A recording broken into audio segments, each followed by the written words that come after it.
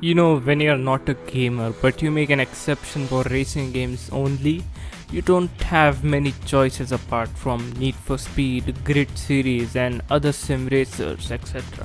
And when you're past all of them, you start to look for some obscure racing titles like Driver San Francisco and Blur.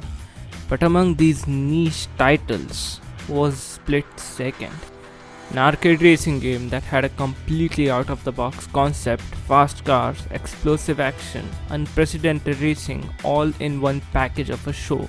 Split Second has a special place in my heart because the first time I have played this game was back in 2016, 6 years after the release, which I mentioned back in my Split Second car inspiration video. Two of them, in fact. So recently it came all down to one thing.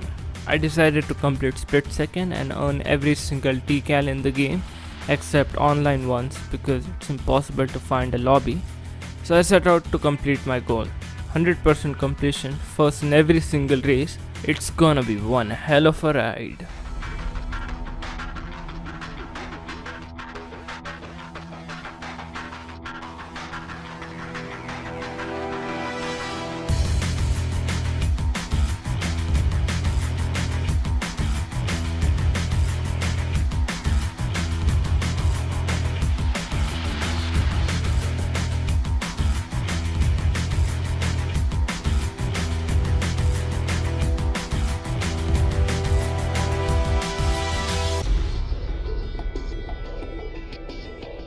So, it's been 14 years since the game has been released, so if you're watching this video, you are most likely to be familiar with this game. Developed by BlackRock Studios and published by Disney Interactive Studios, it is based on a fictional TV show named the same title, where drivers are put up against each other in a race with explosives on the track.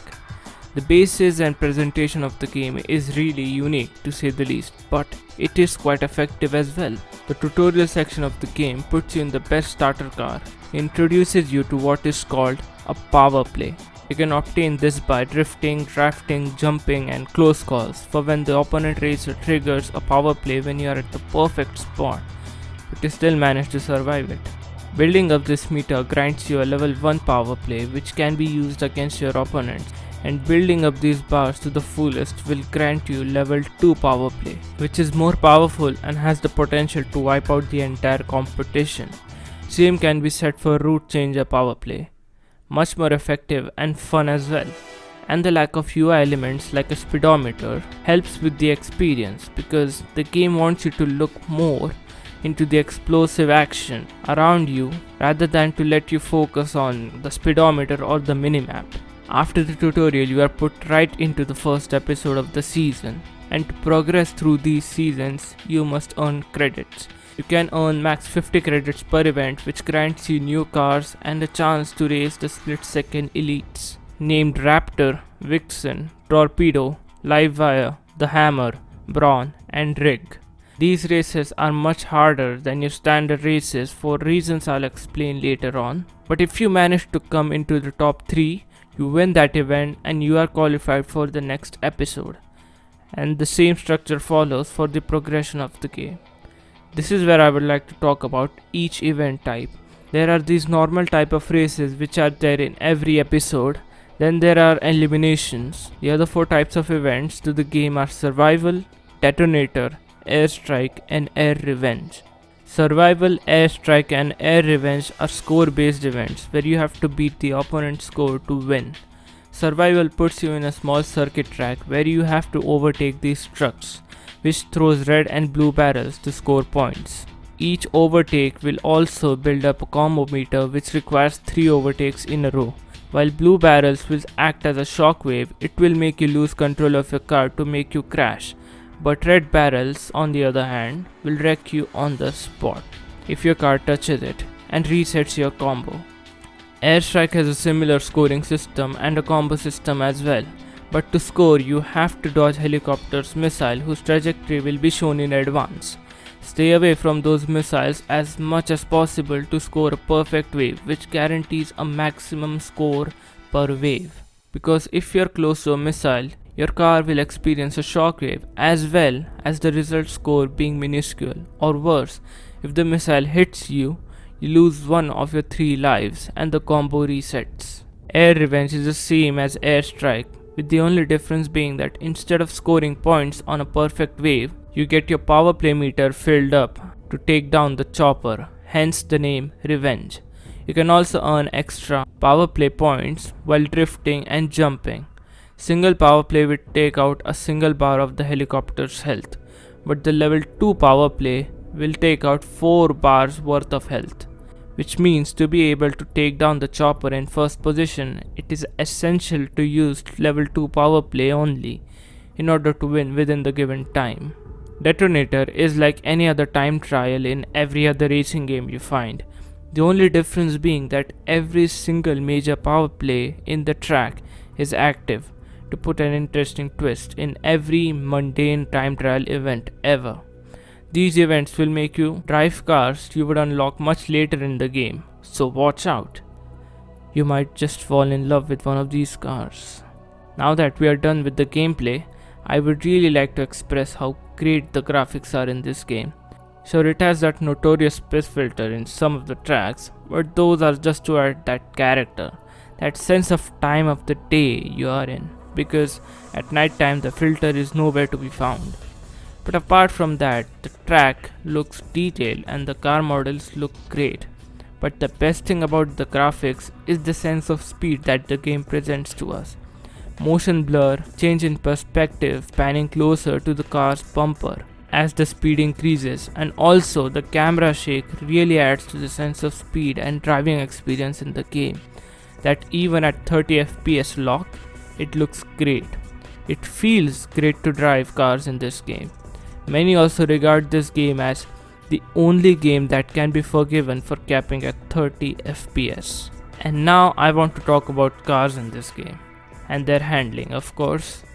This game has 27 cars excluding the special and DLC cars which are not available on PC.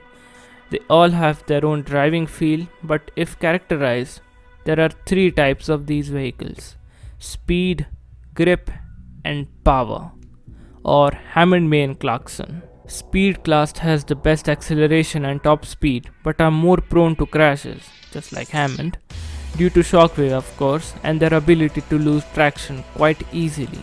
To determine the class, they usually have less drift performance than acceleration, which makes them more prone to lose traction.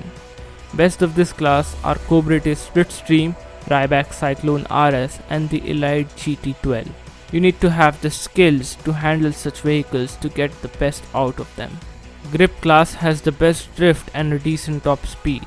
Like May, these cars are steady and don't lose traction easily at all, so it's best bet if you are a beginner. It is easier to start and stop the drifts. The best in this class is the Cobra Cascade and Pursuit, and of course the most broken and overpowered car in the game, Ryback Firestorm, but you unlock it at the end of the game. Power class. These vehicles have shit handling and shit acceleration as well, but it's got all the power in the world to not feel any shockwaves like Clarkson. So it's been fun categorizing them in this way, but anyway, the strength performance of these vehicles is their trump card. They don't want to drift, they don't want speed, and that's why I don't like them at all. I even skipped on telling their inspiration in my previous split second video. Now that we are done with the cars, I would like to take some time to address the handling issues in this game. It's just straight up weird. You get used to it when you're capable of 100%ing the game, but if you are new, get used to it. It is the same brake to drift mechanic, but keep the racing line intact and drift in that line only, and control the throttle accordingly. And if you have some trouble, try the grip class vehicles. It makes it much more easier to control the drifts, and then move on to the best class vehicles. So with all that said, the game looks good, feels good, has a unique concept, and is worth actually 100%ing the game with all the achievements. So why am I calling it a skin deep beauty? Am I just insane? All the reviewers love this game through and through, so why the stick when it comes to me? Well, I'll say that the best among these reviews is the Raw Austin's one. He has that in-depth understanding of the game and really points out the problems in the game, unlike other reviewers who just talk about this game's presentation for 5 minutes and get over with it. And this is the direct line from his video, which I strongly agree with. I wish. Any and all racing games, particularly arcade racers, are best enjoyed, and in some cases only enjoyed, with the presence of opponents. And if you're not playing against other people, well, naturally you're playing against the AI. And this is where Split Second starts to crumble. It really does crumble. The AI, one of the most important aspects in an arcade racing game, are straight up taking the piss out of you. Split Second is a hard game, especially when you are playing it for the first time. But it's not the lack of skills and learning curve that makes it hard. It's the AI. They're unfairly hard. They're rubber bandy as fuck. They will crash into you with no regard. They will keep pace no matter how hard and fast you drive it. It doesn't matter if you perfectly hit the apex with drifting, you would always be outpaced by the AI racers. They have that advantage which only can be neutralized by the power plays, but power plays are supposed to be an advantage only mechanic, which again is unfair because it's just a neutralizer. And the biggest punch in the face, they won't use power play if you are not around. Simply put, they are just here to wreck you particularly. Let me give an example. The elite racers I talked about earlier, amongst them, Raptor and Vixen's AI cars are fucking ridiculous. While you are at the back of the pack, they don't slow down because of the rubber banding, and while they start the race in the first two places, they leave you behind with the other cars to be reckoned with. And guess what? If you're having trouble with the other elite racers, Vixen and Raptor won't even try to wreck each other in the front. They will just stay ahead for the entire race. The only way is the route changer power play, just so they can be wrecked ahead. And again, guess what? Not only would they not catch up to you, but also overtake you like they have got a speed boost or something. It also doesn't matter what car you pick, and if you are choosing the heavy trucks for the race, good luck to you, man. Now, I know there is going to be that fucker in the comment section, skill issue lol, or you know the racing game aren't that big of an issue because once you invest some time into this game, it will be much more easier. I know, I've done it already, and I've done it because I do love this game. But for an average racing game enthusiast, me a few years ago, it is not possible to first invest 100 hours into this game to master it. I just wanted to have a good time, but it's not going to happen if the AI is giving me a hard time. Might as well just play Blur, which is much more fun to play for the first time. And then the frustration begins. The first few episodes are enjoyable and fun as fuck, but as you progress it becomes luck based and frustrating. You were in first position, but you just get hit with one power play and now you're not even in the top 4, and at the end of the season it's just dreadful. That's why I call it a skin deep beauty. Looks good on the outside, but try to endure it all, you'll realize it's not worth it. Or at least it's not worth the hype. That's why I say, if you really love this game, go ahead, 100% the game. But if you just want to have a good time, play something else that just came in the same year, in fact, which also overshadowed Split Second. At the end of the game, Split Second promised a sequel with this cutscene, and I would have loved to see the improvements in the game later, but that would not happen due to poor sales, and it ended it right there. You can watch the Game Over Tapes video to get more details about this game. In conclusion, I would say that this is a great game, but its issues pushes it to, I dare say, mediocrity compared to other racing games in the same year 2010. Need for Speed Hot Pursuit, Blur, and even Mod Nation Racers. Yeah, I'm not going to talk about that game, but the other two have the better racing experience than Split Second, hence the lack of sales. Anyway, if you liked it, like the video, disliked it, dislike the video, have some spicy comments for me, then comment it down below because I don't read it anyways. And well, Goodbye.